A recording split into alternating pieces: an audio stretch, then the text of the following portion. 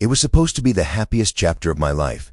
After years of hard work, sacrifice, and dedication to public service, I had finally built the home of my dreams, a stunning mountain mansion with a view that stretched across the valley. Every stone, every beam, every detail was carefully chosen. It wasn't just a house, it was a symbol of everything I had achieved. But little did I know the very community that surrounded it was about to try and destroy me. At first it seemed like nothing unusual. A letter appeared in my mailbox from the local homeowners association. It claimed I had unpaid fines, maintenance violations, they called them. The list was ridiculous. A mailbox that was supposedly 1 inch too tall, grass that grew half an inch beyond regulation height, a decorative fountain that according to them clashed with community standards. Each violation came with a fine, and when I didn't immediately pay, the fines grew. 100 became 500, 500 became 5,000. Before long, the HOA claimed I owed them more than 50,000. I laughed at first. Surely this was just a mistake. Surely reason would prevail. I was wrong. The HOA began sending threats. Letters, emails, phone calls. They claimed if I didn't pay, they would take action. I tried to talk with them. I offered to resolve what I thought were exaggerated claims, but they didn't want resolution. They wanted control. Neighbors began whispering. Some said I was arrogant, that I thought I was above the rules. Others quietly admitted the HOA had targeted them too, but they were too afraid to speak up. Weeks later, I came home to find a bright red notice nailed to my front door. Final warning: failure to pay will result in enforcement action. I still didn't believe they would actually go through with it. After all, this wasn't just any house. It was my home, my family's legacy.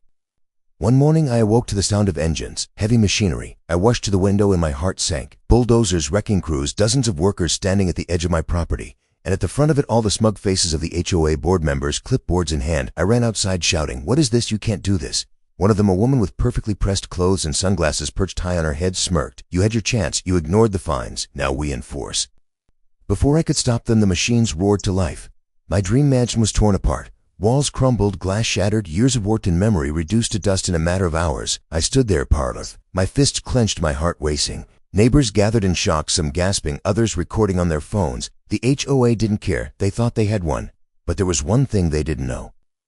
You see, I wasn't just another homeowner. I wasn't just another name on their list of victims. I was the governor of this state.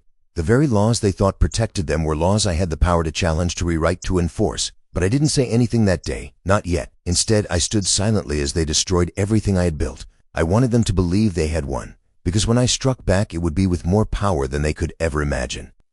Days later at the state capitol, I sat in my office reviewing the HOA's actions.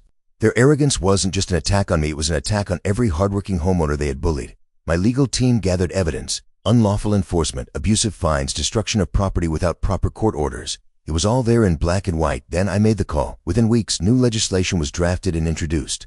Laws that stripped HOAs of their unchecked power. Laws that protected families from predatory fines and unjust demolitions. And as governor, I didn't just sign it into law, I made sure it carried my full weight and authority. The HOA that destroyed my mansion, they were dismantled. Their board members faced lawsuits, investigations, and in some cases, criminal charges. For years, they had terrorized the neighborhood with their power games, but their reign was over. Standing once again on the mountain where my mansion had stood, I looked out over the valley. The land was empty now, the ruins cleared. But in my heart, I knew something far greater had been built. Yes, I had lost my home. But in its place, I had secured justice not just for myself, but for thousands of families across the state who had been victimized by overreaching HOAs. And when I spoke at the press conference announcing the reforms, I looked straight into the cameras and said, they thought they could take my home. But in the end, they gave me something far greater: the fire to take back power for the people. The crowd erupted in applause. I wasn't just a man who lost his mansion. I was a leader who turned tragedy into victory. And that's how the HOA that demolished my dream mansion sealed their own fate.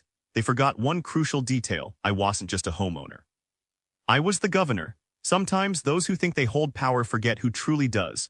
If you enjoyed this story, make sure to subscribe for more dramatic and emotional tales of justice, revenge, and redemption. And let me know in the comments, what would you have done if your HOA tried this on you?